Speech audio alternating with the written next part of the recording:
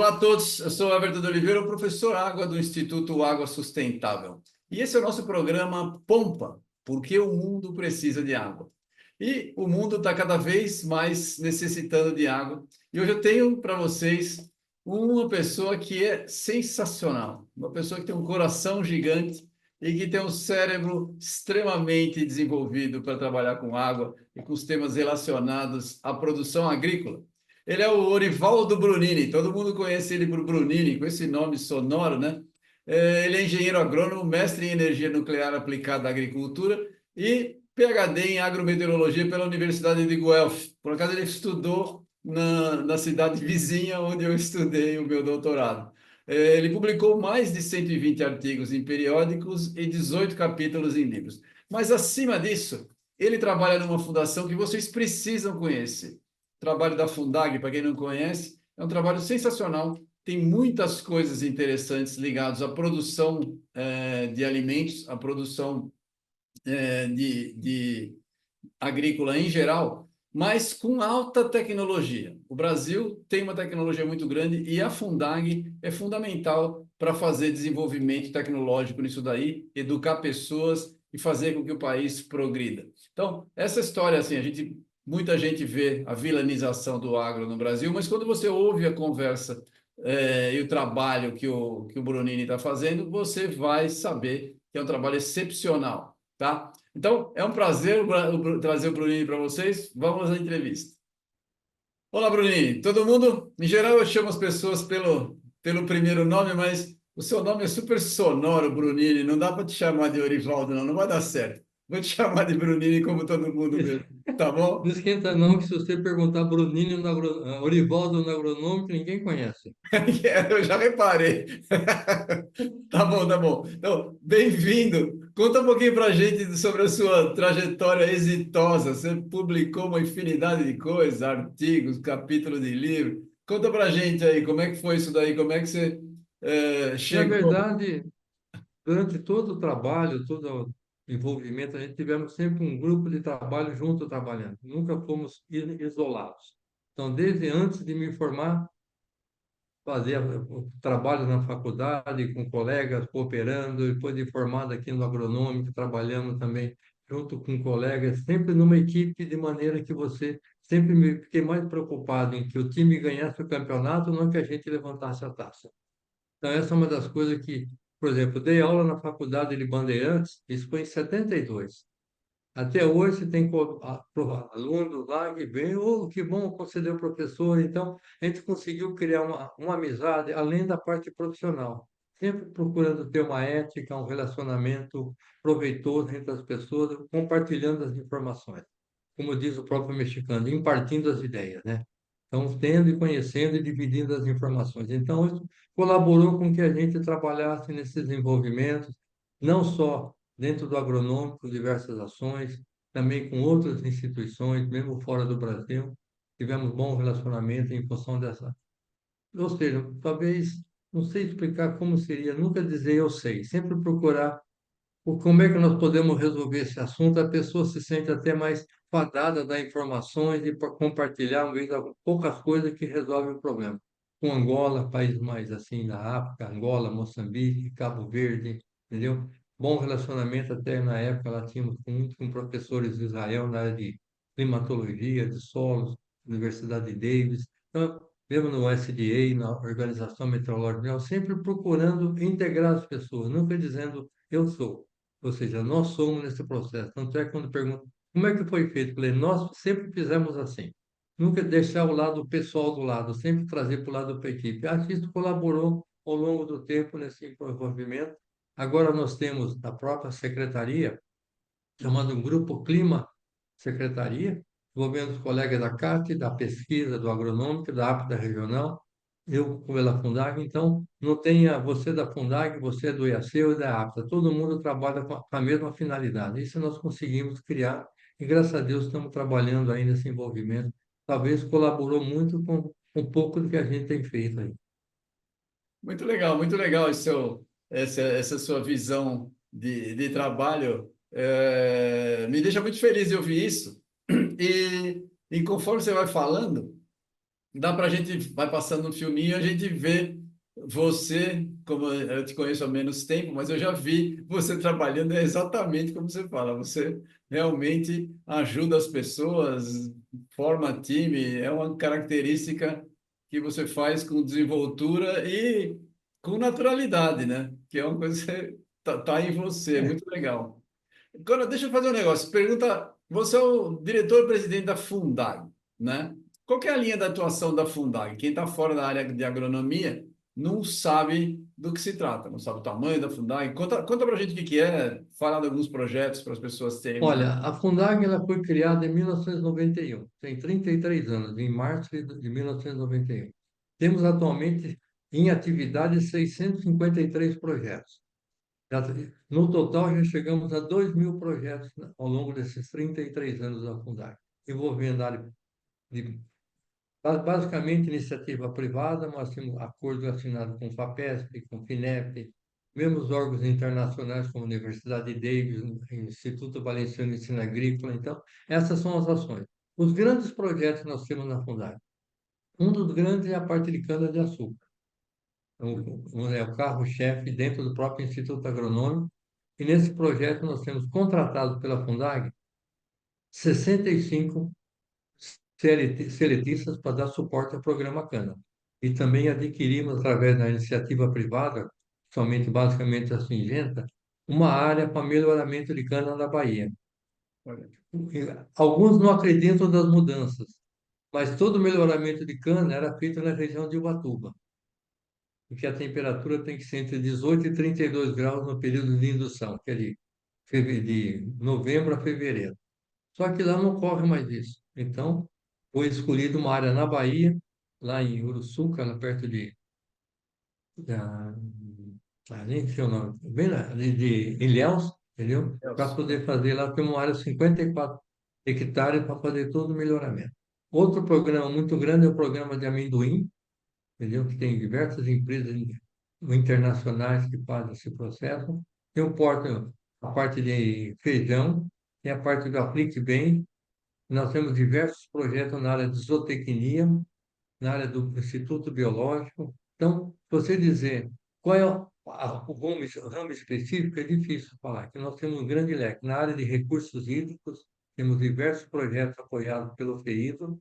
A rede meteorológica, a Secretaria tem, são 230 estações meteorológicas. Foram todas adquiridas com a convênio da Fundag com o FEIDO, em parceria com o Instituto Agronômico. E, desde 2022, temos um acordo de parceria que a Fundag é responsável pela gestão da rede. Então, é um ônus e um bem, né? Ou seja, seu nome, nós temos em média 6.000 pessoas por dia que acessam a rede. Agora estamos implementando um site específico para a região metropolitana de Campinas, olha para só. você fazer alerta, conforto térmico, assim por diante. Então, são essas ações aí, nós temos a parte de inóculo, fungo fitopatogênico, na parte de preparo de pesca, nós temos projeto no Instituto de Pesca, nós temos projeto na área ambiental, então, diversos projetos no Instituto de Economia Agrícola, aquela rota rural, que agronômico está envolvido no Instituto de Economia Agrícola. Então, são essas ações. Você fala, é uma não, nós temos diversos campos de ação. E eu estou lá já há algum tempo, talvez seja, nós estamos lá, espera até o fim da semana que vem acabar aquela reforma, para a gente poder. Essa área que nós temos é nossa, coisa de uns 6 anos atrás.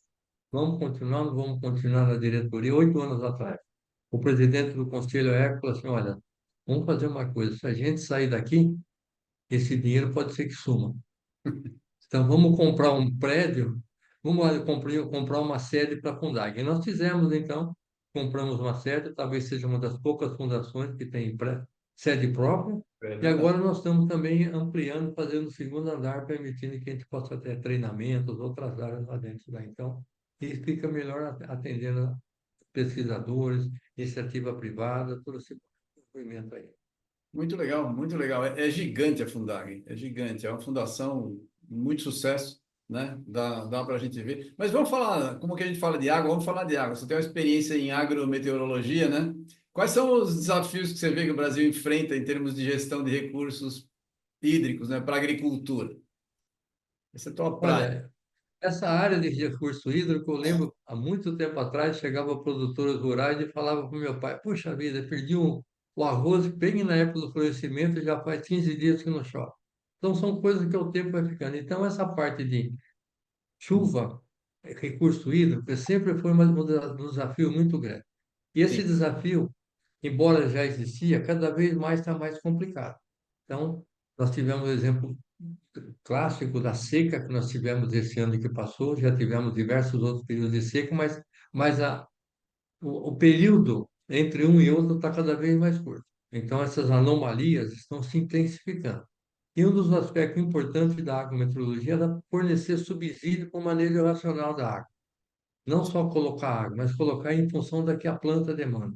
Então, estabelecer o período crítico, como fazer, se são plantas tolerantes a seca ou não, porque muitas vezes a pessoa fala, ah, mas eu irriguei e o café não respondeu, porque não é bem assim. O próprio cafeeiro, ele tem a recuperação dele, trabalho já feito, alguns anos atrás nós fizemos no agronômico, foi mostrando que a recuperação do déficit hídrico não é linear. Tem um período chamando bifásico, recupera rapidamente sais que está acumulado na raiz, e o transporte interno, que é pelo xilema, um pouco mais demorado. Então, a pessoa tem que entender isso daí para não fazer a aplicação, ah, não está respondendo, coloca mais água, está jogando água fora. E também fazer mais um manejo mais racional. Como é que usar? Por isso é um trabalho que nós temos em ação junto com a CAT. Todas essas informações e boletins, a Extensão Agrícola procura transferir para os produtores rurais. Isso nós temos. Ano passado já fizemos diversos eventos, esse ano já fizemos algum. E, um parênteses aí, né? Agora está gravando, mas não tem importância. Se não fosse o consórcio atrapalhar, já teria feito mais alguns eventos.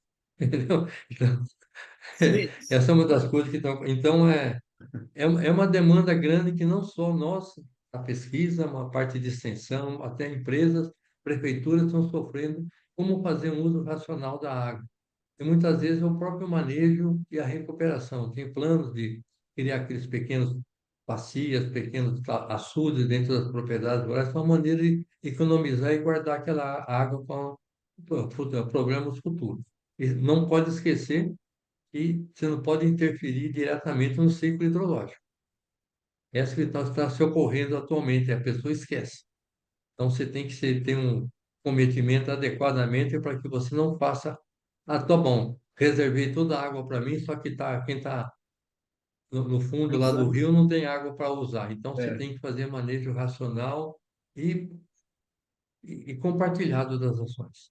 Entendeu? Isso é importante. Se você conhece bem isso daí, você deve saber o problema que tem lá no México, né? Toda cidade do claro. México era um lago Texcoco. Já não existe mais lago.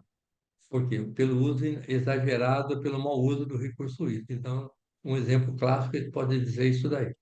É verdade. Por exemplo, México é um lugar, a cidade do México é um lugar que a gente sempre cita, porque é um desastre em termos de uso do recurso hídrico, né? Era um grande lago. Não, Hoje não eu tem nada. fiquei 4 meses em Texcoco, É. dando um curso de pós-graduação lá em Chapingo.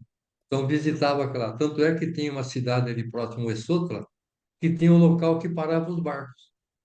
Não tem mais nada de barco, é só terra alagada, pântano, toda assim. Então é um uso exagerado. Tanto é que você visitou a Catedral do México, já está quase meio metro abaixo do nível. E Abaixo do a nível água da vai rua, descendendo e exatamente. vai baixando aquilo lá. Então é um uso inadequado do recurso hídrico. Ah, sem dúvida, sem dúvida. Eu sempre dou, o exemplo também hoje é Jacarta. O pessoal fala que vai mudar lá na Indonésia, vai mudar a capital de lugar, e todo mundo só aponta o dedo para a mudança climática, que o oceano está elevando o nível, mas a cidade está abaixando por causa do uso de água subterrânea, não é? A pessoa, às vezes algum governante fala, vamos fazer um decreto, alguma coisa para controlar a mudança climática. Não é isso. É a mudança de cultura. De cultura, totalmente. De cultura. Isso daí é uma coisa e não é do dia para a noite, não. Eu tive país na África, prefiro não citar o nome, o abandono e a sujeira, que às vezes a gente vê aqui no Brasil, lá é 10 vezes maior, de contaminação, lixiviação, poluição de rios. Então, tem que se fazer alguma coisa. E não é com lei, com decreto. É cultural. É com Você educação. mudar a cultura das pessoas. E é difícil. Demora. Demora. É o trabalho que a gente está fazendo pelo Instituto Água Sustentável. O nosso trabalho é melhorar a cultura e a educação, porque esperar só que o governo fique deitando regras não vai funcionar nunca. Não, não resolve nada, não. Não vai funcionar nunca, é isso mesmo.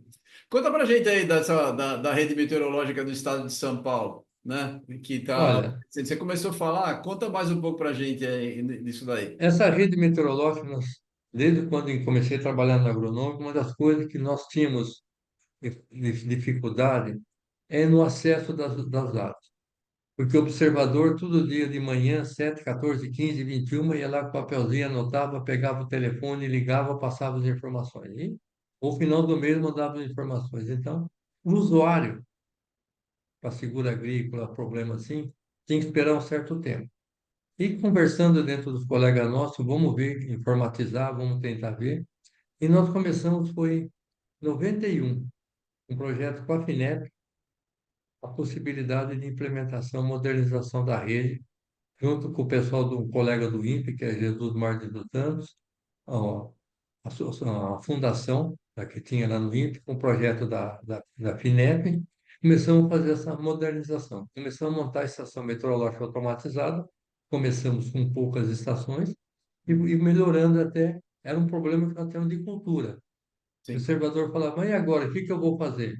Ele não sabia que não precisava ir lá medir a estação, ele poderia ter os dados direto no computador e acompanhar isso daí.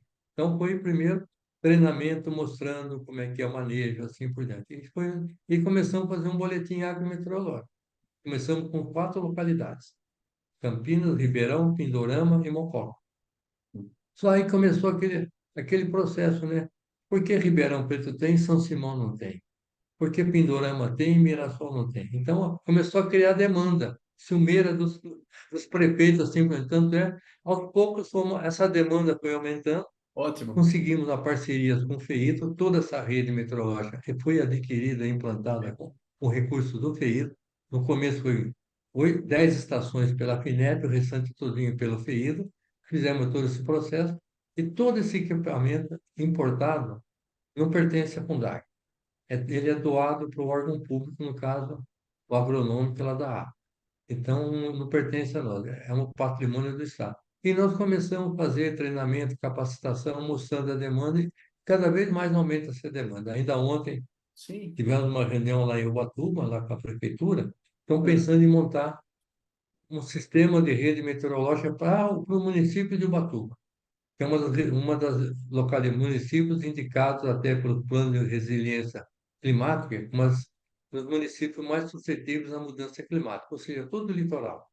E nós tivemos em São Sebastião ano passado, entendeu? E por falta, por falta de consciência de quem podia deixar fazer manutenção da estação meteorológica, não precisa, aí depois fica apavorado. Ou seja, o desastre ia acontecer, mas se poder reduzir o número de mortes. Sem E a dúvida. pessoa, depois que ocorreu, corre atrás do prejuízo, né? Então, essa demanda existe. Então, ainda ontem tivemos essa reunião, eu sei que existem outros comitês interessados. Infelizmente, com o novo manual de procedimentos lá do FEIDO, está se atrapalhando bastante. Você não pode adquirir, porque nós importamos diretamente. Então, uma estação meteorológica, nós pagamos em torno de 6 mil euros, dá quase 40 mil reais, fazendo importação direta já em nome da instituição. Se você for adquirir aqui no Brasil, fica quase 80 mil reais, quase o dobro, por causa dos impostos, assim, Claro. mas eles não entendem, não estão entendendo isso daí. Então, essa é uma demanda que a gente então, isso daí deve ser, por exemplo, problemas de seca que nós tivemos, estamos tendo atualmente, as altas temperaturas. Então, essa rede dá subsídio. Nós tivemos localidades no estado de entre ontem e hoje, temperatura máxima de 41, 42 graus, não é normal, Não é mesmo. 5 graus acima da média. Então, é coisa extremamente. Umidade relativa 22, 20, 18%. Ou seja, para a parte de conforto ambiental, problema de demanda de água para a cultura, então você tem que ter uma rede dessa, ótima, não digo ótima, mas pelo menos possível de acesso e viabilizar informações para o manejo de água na agricultura. Exemplo que tivemos foi no ano passado, a cultura do amendoim, mesmo com a chuva que teve em alguma região, a cultura apresentava déficit hídrico, porque a temperatura era tão alta e a demanda evaporativa era tão alta que ela não conseguia suprir aquilo que estava demandando a atmosfera, não conseguia retirar do solo isso daí. Então, são coisas, por isso que a importância de uma rede, você minimizar, você ter conhecimento. Esses dias teve uma reunião da Organização Meteorológica Mundial sobre a parte de seca, sistema de alerta antecipado para seca e desastres naturais. Nesse aspecto, o Brasil está bem. A ANA, através do monitor de seca do Brasil, agrega todas essas instituições e toda essa rede da secretaria faz parte do sistema, para você ter informações. Então, acho que essa é uma das coisas que a rede meteorológica tem que fazer. Como trazer informações para você não evitar a mudança climática, mas como reduzir esses efeitos negativos da mudança climática. E ela sempre teve. Nós tivemos trabalho de 73, 75, já mostrando o deslocamento de estação chuvosa em Campinas, no estado de São Paulo, aumento de temperatura, só que isso agora está sendo mais constante. Tá? Então, se alguém falasse para mim, olha, deu uma geada em setembro. Não, já teve antes. Só que já teve temperatura alta, já teve. Só que a constância com que esses fenômenos estão ocorrendo está cada vez maior. Então, você tem que ter agilidade em receber as informações e gerar produtos que possam mitigar esses efeitos negativos que podem ocorrer. Deixa eu te perguntar um negócio, ô Brunini. Se a gente. Você está falando, toda a referência que você falou foi das estações meteorológicas que tem. Mas a gente tem hoje vários outros sensores que a gente pode acoplar também, como umidade de solo, né? Isso aí vocês já estão trabalhando? Essa é uma dúvida. E a Tá, outra dúvida é a nós seguinte. temos. E a outra Tá, dúvida é a seguinte. existem duas coisas que às vezes as pessoas confundem. Aí eu tenho radar. Porque o radar não te mede a chuva a 1,5 m de superfície. É, Ele te dá água, pode precipitar que está a 3 quilômetros de altura. é Se isso ela aí. vai cair naquela região, você não vai saber. Por isso você tem que ter uma rede. Eu lembro, É, ainda logo quando eu tinha entrado no agronômico, um colega do INPE, Fausto Almeida, ele começando a fazer calibração de sensores de satélite para ver a temperatura de superfície. E todo inverno ele ia na climatologia pegar os dados de temperatura de superfície para ver o que você estava fazendo. Então você precisa da superfície para ter essas informações. Porém, essas informações adicionais de umidade do solo é importante. Tem um programa lá nos Estados Unidos, tem um você, programa no Canadá, na parte de sensoriamento de umidade do solo. Nós já começamos a fazer em alguns comitês de bacia a hum, parte de monitoramento de umidade do solo. Agora tem sensores muito mais precisos. Eu sim, usava muito o TDR, o Time Domain sim, eu Reflectance, usei nesse muito. processo, Hoje para é bem medir a melhor. umidade do solo. Bom, Hoje é bem melhor. O TDR é bom, não, mas agora nós já temos outros sensores, já temos até perfilador de umidade do solo. Tem sensores que você pode medir a é, umidade do solo só por reflexão não sei qual tipo de raio, vermelho, né? Infravermelho. É.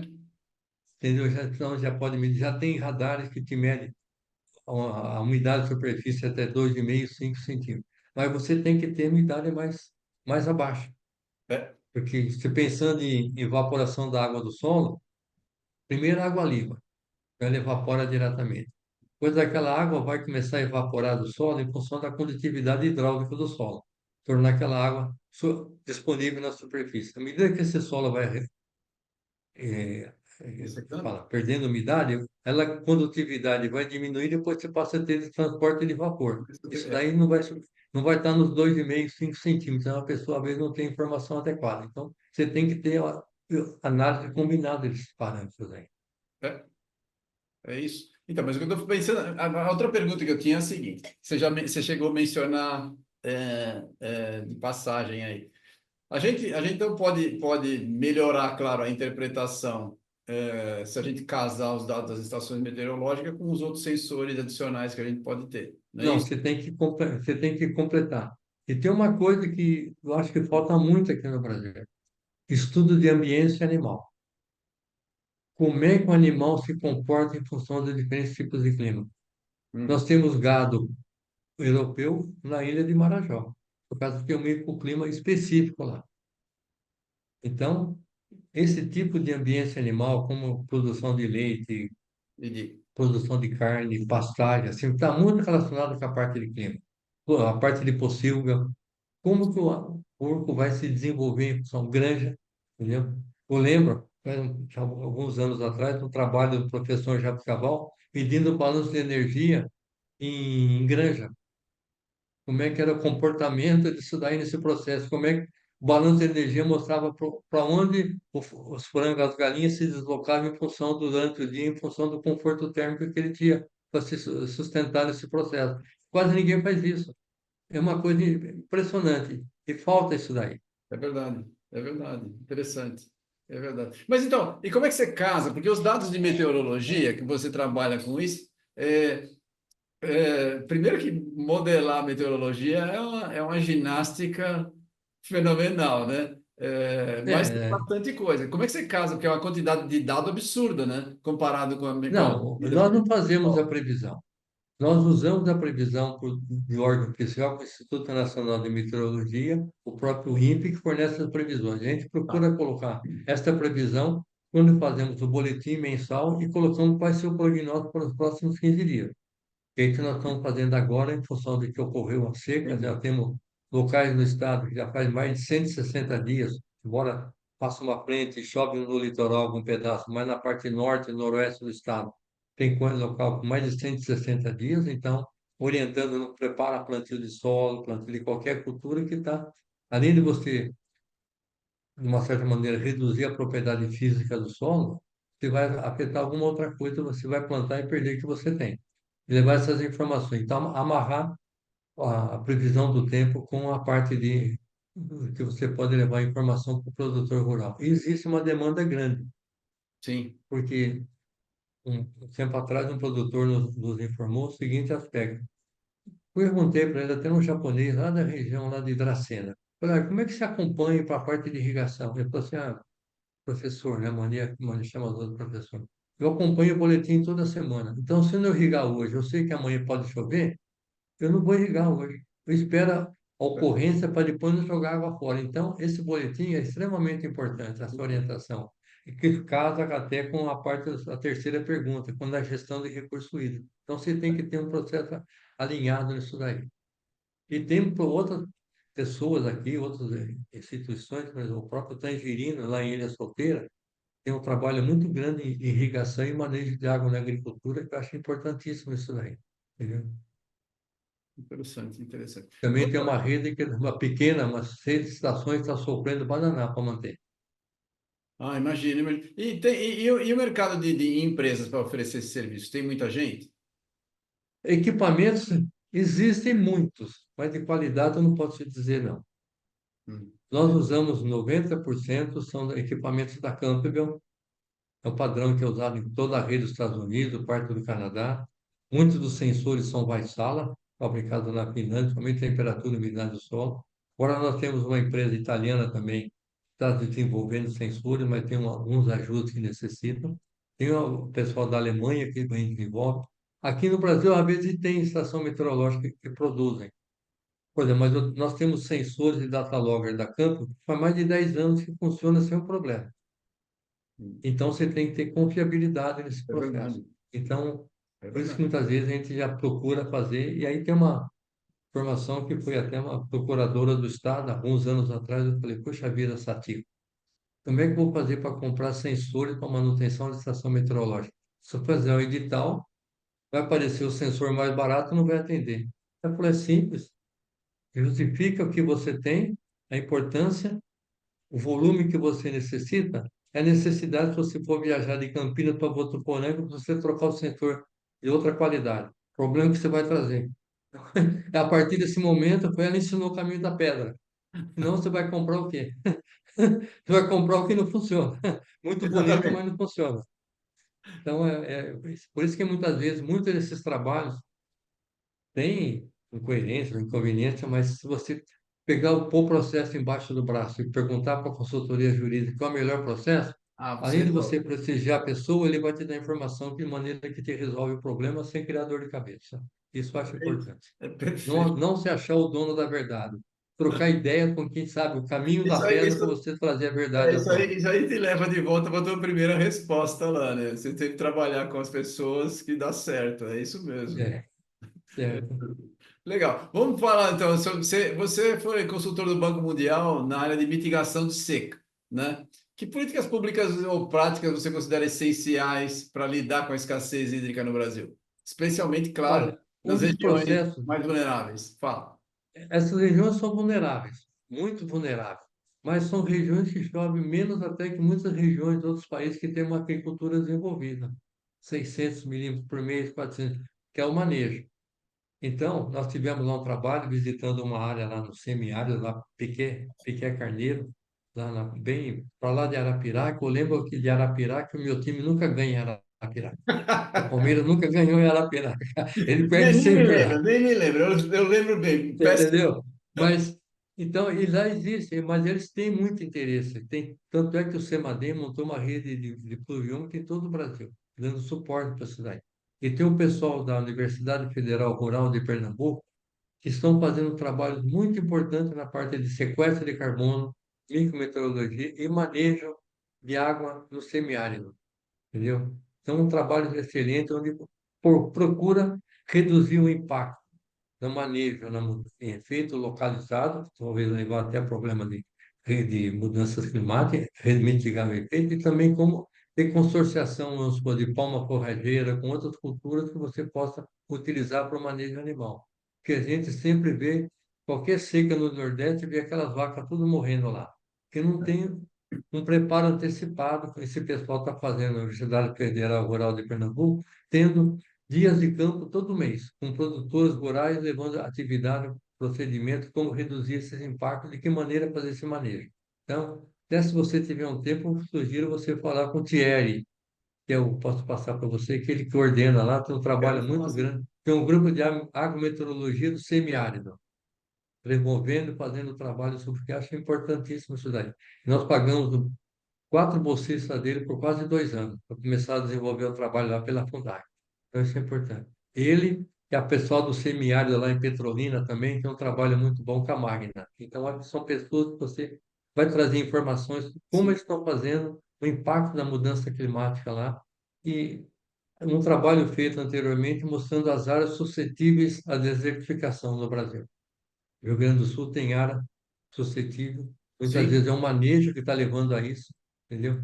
Agora nós tivemos no ano passado um exemplo que talvez em alguma região da Bahia está suscetível ao processo de desertificação, por causa que talvez não só a mudança climática, mas também o uso inadequado do solo e adubação e irrigação. Porque quando você irriga, a água evapora, todo aquele sal vem na superfície, Sim. o sal não evapora. Pula. Então É você tem que ter pula. um manejo adequado para evitar esse processo aí. Então, acho que essas técnicas agrometeorológicas adequadas para o semiárido, eu acho importantíssimo. Realmente importantíssimo isso daí. Eu também deixa eu fazer uma pergunta, aproveitar todo o seu conhecimento aí, é o seguinte. A gente eu trabalho, uma das causas que eu trabalho é que a gente usa demais água subterrânea e devolve de menos para os aquíferos. Então, a gente tem como resultado menor aporte de água em rios, etc., porque você tem o fluxo de base está reduzido. E você também está tornando as regiões mais áridas. Esse trabalho tipo de permacultura que você aumenta Trabalho de permacultura, que você aumenta muito a infiltração de água, né? Você faz várias bermas e você faz com que a água infiltre, que ela fique muito mais tempo em contato com o solo para ela poder infiltrar. Isso tem dado resultado em lugares secos. Tem algum trabalho desse tipo que vocês fazem pela Fundag? Olha, nós não temos um trabalho desse tipo na Fundad, entendeu? O trabalho que uns anos atrás, você falou em lençol freático, um colega lá do Comitê do Médio Paranapanema mostrou que estava tendo alguma redução no aquífero, em função do uso exacerbado de irrigação. É isso Mas aí. esse processo, você fazer manejo adequado do solo, fazer infiltração nesse processo, eu acho que deveria ser feito. Você evita aquela perda de água, aquela lixiviação de Tá? nutrientes acima. Então, isso é importante a ser feito. Não sei, não posso, não tenho muito conhecimento dessa técnica, mas eu acho que seria. Infelizmente, na área de física de solo não foi feito muito isso aí nesse Brasil. Mas eu acho que é importante se fazer. Eu sei que Na Itália, tem o pessoal lá na região toscana, na parte lá mais ao norte da Itália, tem algum trabalho, o grupo de agrometeorologia, mas eu não sei te responder adequadamente isso Ah, daí, tá bom, não. mas então acho que É, dá para a gente fazer um projetinho pela Fundag, hein, o Bronini? podemos pensar nesse procedimento, como você medir o nível de água. Alguns anos atrás, nós medimos a umidade do solo até 1,5 m, 2 metros, em todo o estado de São Paulo. Como é que isso pode variar em período seco, em período chuvoso, a Dá para fazer, velocidade de sim. infiltração, de Dá para evaporação? fazer. Eu acho que isso é adequadamente importante, sim. Bom, nós vamos conversar. Vou fazer uma propostinha para a Fundag aí para a gente fazer, porque é um negócio que eu acho que é interessante. A gente consegue aumentar muito o nível d'água e o teor de umidade do solo em geral. Então dá para inclusive recuperar áreas que são Um consideradas comitê que eu perdidas. sei que é muito ávido para essa parte, que é o oitavo polo de irrigação do Brasil, do Alto Paranapanema. O É, comitê lá do Alto Paranapanema é sempre acessível e bem lá junto com as PIP, trazer novas tecnologias na região. Acho importante isso daí. Valeria conversar. Ou é para lá, falar ou mesmo vou falar no com ele, sim. Água Pay e Peixe. É um negócio interessante que dá para usar, dá para a gente fazer em várias áreas do Brasil, dá para a gente fazer um negócio desse E daí. medir Mas o umidade do pro- solo em perfil. Nós falamos agora mesmo, medir num ponto, você medir a umidade até 1,5 m no solo, como é que os tipos de manejo vai favorecer essa infiltração e retenção de água no solo. Porque Boa assim, ideia, viu? eu preciso no meu caso, eu entendo completamente a parte de umidade, de água, eu entendo, mas a parte da relação com a planta, etc., eu não tenho, porque eu não sou agrônomo, eu sou geólogo, né? Aí tem que juntar com a Fundag aí para poder, para não fazer besteira, porque quando você acha que vai fazer certo, pode fazer errado, né? Você sabe como é que é. Não, é por isso que não pode ser sozinho, né? Tem que ter alguém junto. Exatamente, exatamente. Senão você, mais cabeça sempre pensa melhor, você está certo. É. Deixa eu falar, como é que a gente acabou de falar que você trabalha, você tem muita experiência. Como é que você vê a importância de capacitar os pequenos agricultores nas boas práticas agrícolas e principalmente no nosso caso aqui para o bom uso da água, para a produtividade e conservação dos recursos hídricos? Eu acho que é um primeiro processo você levar essas informações para quem usa o dia a dia essas informações. Nós tivemos um exemplo lá no Alto Tietê, montamos uma rede meteorológica, tivemos um dia de campo. Tinha mais de 40 pequenos produtores rurais de áreas de assentamento, Olha, vendo, usando, tem a estação meteorológica montada em área de assentamento, e o pessoal cuida melhor até do que muitos órgãos públicos. Sabe sim. da importância dessa informação. Eu sei que o pessoal lá do Médio Paranapanema, da região de Pedrinhas, Tarumã, eles usam essas informações dos produtores rurais dia a dia nesse procedimento. Então, por isso que nós temos toda a capacitação envolvendo a extensão agrícola, uma cooperativa, que nem nós tivemos ano passado do amendoim, como você pode levar essas informações para você procurar reduzir esse impacto. Já choveu e agora o que eu faço? Não choveu, o que que eu faço? Então, fazer ações antecipadas, ser um pouco proativo, não esperar acontecer para tomar decisão. Isso é importante, então, que se faça daí. Acho que é a capacitação técnica, essa é uma das coisas que a própria organização meteorológica faz isso daí. Dias de campo, levar a capacitação para grupo de pessoas. E não é uma coisa nova, viu? Vou dizer para você, em 72, 73, tinha chamado PIPM, Programa Integrado de Preparação de Mão de Obra na Agricultura. Todo final de semana se reunia os engenheiros agrônomos com produtores rurais de uma região para levar técnicas, conhecer problemas assim por diante. Só que depois foi desativado. Então, é uma coisa que já se fazia há 50 anos atrás, mas só que foi deixada do lado. Ou seja, o mundo é uma bola, né? Você vira do lado, vira do outro, volta no começo. Mas isso era uma coisa que tem demanda. Até hoje tem grande demanda sobre isso. Claro que Tivemos um evento de amendoim em é uma Jabuticabal, tinha necessidade mais de 2 importante. mil pessoas, maioria produtores rurais. Conhecer novas tecnologias.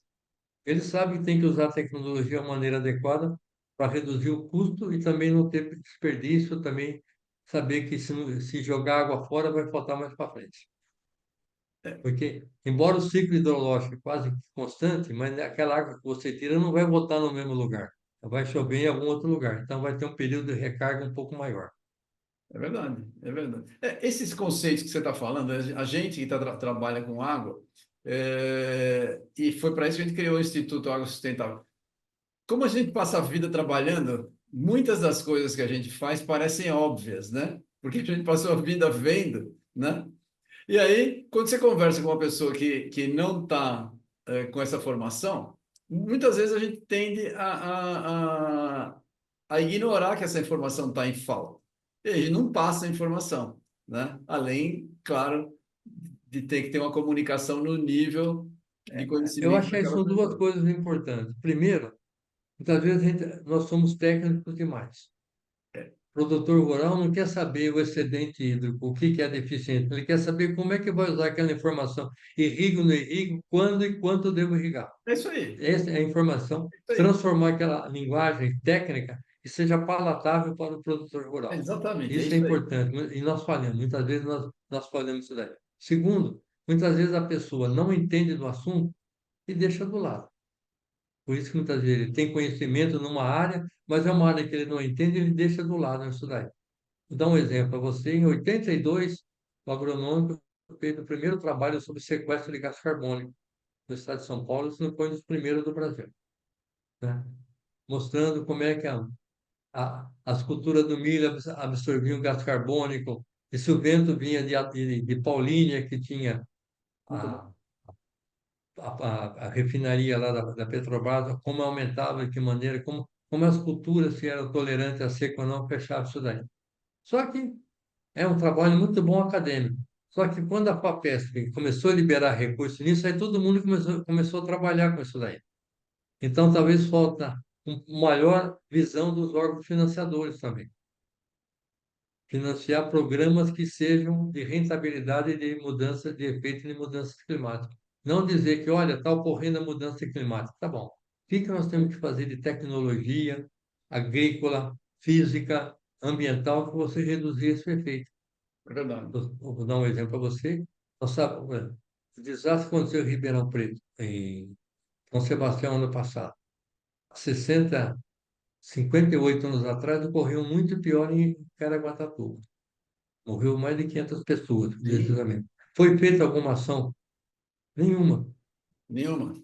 E, então, agora, quando ocorre o fenômeno, todo mundo corre atrás, a enchente no Rio de Janeiro. Depois de um certo tempo, esquece. É só dar um outro evento, fala, mas por que não foi feito? Essa é a dúvida que muitas vezes nós somos cobrados. Por que não foi feito? Porque muitas vezes tem o tempo, ou seja, costumo dizer, né, a diferença entre quem faz e vê a necessidade e quem vai tomar a decisão, o caminho é muito longo. Por isso que eu acho que muitas vezes evitar a pirâmide, ser mais horizontal, é muito mais fácil de É, eu também transitar e acho. fazer as Concordo com decisões você. mais imediatas. Concordo com você. Você falou do caso de Caraguatatuba. Por acaso eu tinha estudado esse caso de Caraguatatuba lá atrás, há uns 20 anos. Fiz um trabalho lá em Caraguá e eu estudava. Você tem a cicatriz dos escorregamentos. Até hoje você consegue ver na vegetação. Para quem Isso estudou o assunto, você percebe. Foi um treco horroroso, que separou foi. Mais de 500 pessoas parece que faleceram naquela época lá. um monte Até de hoje gente. não sabe oficialmente quantos. As pessoas sumiram no mar, não é É, só que morreram, foi um absurdo a quantidade né? Mas nada se fez. Hoje, é. a cidade de Caraguatatuba cresceu, inclusive nos anfiteatros que ainda são passíveis de serem atingidos por um outro Não, escorregamento o daquele. pior de tudo, Everton, nós tínhamos uma estação meteorológica montada com recursos fluidos junto ao ginásio, ao lado do ginásio de esporte de Caraguatatuba. Você não acredita. Na sexta-feira estavam os dados, na segunda-feira sumiu. Roubaram a estação meteorológica com guarda, com tudo lá. Ninguém viu, ninguém sabe, ninguém viu. Então, é esse descaso que muitas vezes afeta a decisão. Sim, Tanto é que nós instalamos uma em Barra no Una, na propriedade de um produtor rural. Né? Aqui tem uma restância lá, nós pusemos lá, que para ele até é importante para ele ter informação lá. E a outra nós colocamos na Sabesp, para poder ter informação. Porque senão, não sabemos. E em Ubatuba, nós colocamos num produtor rural, no risco, porque aquela que estava lá perto da cidade, quando você sobe pegar o Mogi das Cruzes, também aconteceu igualzinho, no mesmo período. Sexta-feira funcionando, segunda-feira sumiu. Daí, não sei. Depois está sendo feito sindicância, tudo, mas daqui mas não uns acho. 30 Olha, anos eu vai ter já uma vi. Essa, solução. essa história de vandalismo no Brasil é séria demais. Eu trabalhei, já vi. O pessoal, você faz nível. A régua de medição de nível de rio, o pessoal rouba. Ó, O pessoal rouba. não, Não tem valor nenhum o, aquilo. não. Por exemplo, o pessoal do Vale do Ribeira está fazendo medição de vazão com sonda sônica. Você Não. mede o nível do rio com sonda sônica. Aí o analista do FEIDO quer saber por que que a sonda sônica não está lá pe- constantemente, periodicamente. Porque vai ser roubado. E vai ser Se deixar lá roubado. hoje, de manhã, na hora do almoço já não está mais lá. Então, quando vai fazer as medições, você leva e faz a medição com o barco. Se não, leva o barco e leva a sonda. São certas coisas que é a Eu vou contar uma realidade história nossa, de roubo. infelizmente. Eu vou te contar uma história de roubo que é a mais inacreditável, né? A gente trabalhou muito tempo na área de petróleo em terra, na Bahia. Então, quando sai o petróleo, tem uma tubulação que leva para a estação separadora, né? É uma estação que passa o petróleo extraído. E o petróleo tem muita água junto, né? O que acontece? O pessoal lá serra o cano para fazer chumbada para pescar. Serra o cano no petróleo. E aí tem um vazamento enorme, mais um problema, porque o sujeito foi usar. Não, é, É demais, não, mas ou seja, por isso nós falamos no começo, mudança climática não é só decreto, muda muito das culturas das pessoas. Saber claro. que ele está afetando. Ah, nós tivemos um exemplo de uma empresa lá em Rio Preto, montava uma estação meteorológica tranquila. Depois de 5 anos mudou o diretor lá, fez um ofício, fizemos, mas vocês têm que pagar um aluguel. Falei, pagar aluguel? É, foi para usar a estação meteorológica. Tiramos a estação. Depois de 15 dias, ele pediu um laudo que tinha dado uma chuva intensa lá. Eu falei, está guardado na estação que você tirou. Não, não tem cabimento isso. Não é empresa pequena, não, é uma empresa estatal. Ou seja, a Inacreditável. pessoa não tem consciência da importância disso daí. Só quando Inacreditável. precisa. Veja então. Bom, olha, deixa eu falar. Eu tô adorando ouvir as conversas suas aqui. O seu papo é muito bom. De fato, o trabalho que você faz aí na Fundag, que a Fundag faz, é muito bom. As pessoas que não são da área de agronomia, né? Você sabe que no Brasil, agro é vilão, né? É, Falar de agro é vilão, mas as pessoas não sabem a quantidade de informação boa e importante para a vida de quem não está no agro é gerado a partir daí. Só que você deu de não. exemplo da Fundag já tem uma infinidade aí, tá? Então, eu gostaria de dar os parabéns pelo trabalho aí, pra você fazer suas considerações Obrigado a finais aí para a vocês. gente, por Em nome favor. da Fundag, agradeço a todos vocês aí. E vamos levar em frente esse trabalho, essa parceria, porque mudança climática, eu lembro que o meu avô falava para mim quando ele fez o exército no norte da África, Ah, encontrava barco no meio do deserto. Ou seja, tinha água lá, alguma coisa aconteceu. Então, só que aquilo que aconteceu durante séculos está sendo acelerado por algum motivo que nós estamos colaborando com isso. isso, verdade, verdade. Feito, Ótimo. então. Vamos trabalhar junto, então. Parabéns de novo, Brunini. Você, Obrigado a vocês, um além de bom fazer um trabalho para vocês. trabalho, além de você fazer um trabalho excepcional, você é uma pessoa excepcional. Muito obrigado por participar aqui com a gente. Obrigado, um abração a todos vocês, você, a Bruna, muito obrigado pela entrevista. Um abraço. Obrigado, Tchau, obrigado a tchau. você. Um abraço, Brunini. Tchau. Tchau.